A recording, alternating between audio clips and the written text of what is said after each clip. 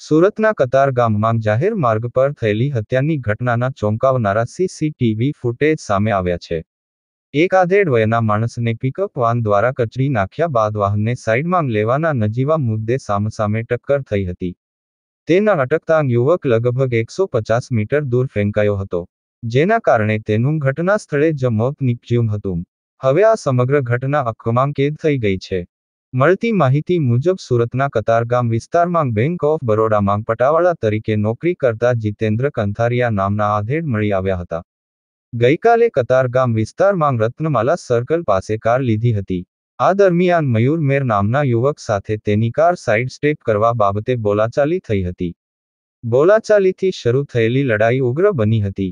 આનાથી મયુર મેર એટલો ગુસ્સે થયો કે તેણે જીતેન્દ્રની હત્યા કરી નાખી. ગુસ્સે ભરાયેલા મયુરે જીતેન્દ્ર પર પિકઅપ વાન ચલાવી હતી, જેના કારણે જીતેન્દ્ર કંથારિયા પિકઅપ વાનના આગળના ટાયર નીચે આવી ગયા હતા. આ પછી મયુરે પિકઅપ વાનને પૂરપાટ ઝડપે હંકારી હતી, જેના કારણે જીતેન્દ્ર લગભગ 150 મીટર દૂર ગયો અને પિકઅપના આગળના ટાયર નીચે આવી ગયો. આ ઘટના બાદ મોટી સંખ્યામાં લોકો આવી પહોંચ્યા હતા અને પિકઅપ વાનનો પીછો કરીને જીતેન્દ્રને બચાવવાનો પ્રયાસ કર્યો હતો.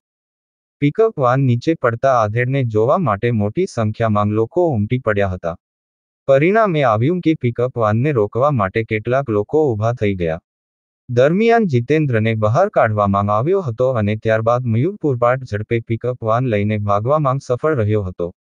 જો કે આ ઘટનાને પગલે સુરત ક્રાઇમ બ્રાન્ચે થોડા કલાકોમાં જ આરોપી મયુરની ધરપકડ કરી લીધી છે.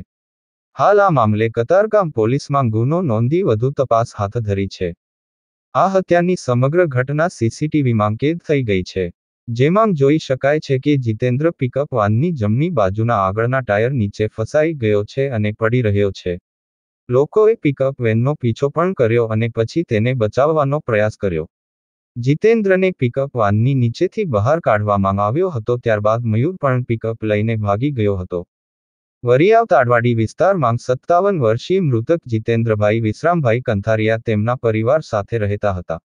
પરિવારમાં તેમની પત્ની, 2 પુત્રો અને એક પરિણીત પુત્રી છે. પરિવારના ભરણ પોષણ માટે જીતેન્દ્રભાઈ બેંક ઓફ બરોડામાં પટાવાળા તરીકે નોકરી કરતા હતા.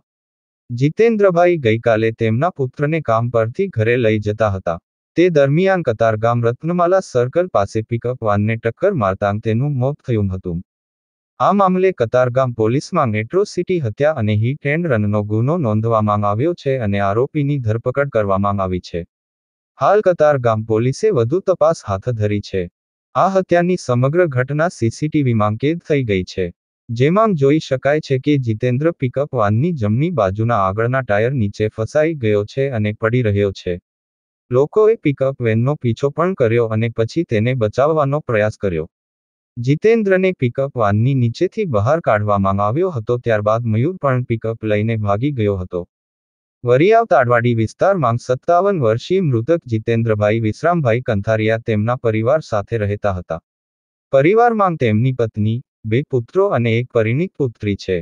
પરિવારના ભરણ પોષણ માટે જીતેન્દ્રભાઈ બેંક ઓફ બરોડામાં પટાવાળા તરીકે નોકરી કરતા હતા. જીતેન્દ્રભાઈ ગઈકાલે તેમના પુત્રને કામ પરથી ઘરે લઈ જતા હતા. તે દરમિયાન કતારગામ રત્નમાલા સર્કલ પાસે પિકઅપ વાનને ટક્કર મારતા તેનું મોત થયું હતું. આ મામલે કતારગામ પોલીસમાં એટ્રોસિટી હત્યા અને હિટ એન્ડ રનનો ગુનો નોંધવામાં આવ્યો છે અને આરોપીની ધરપકડ કરવામાં આવી છે. હાલ કતારગામ પોલીસે વધુ તપાસ હાથ ધરી છે. કેમેરામેન સાબિર અલી સૈયદ સાથે કાદિર શેખ, કર્તવ્ય ગુજરાત ન્યૂઝ, સુરત.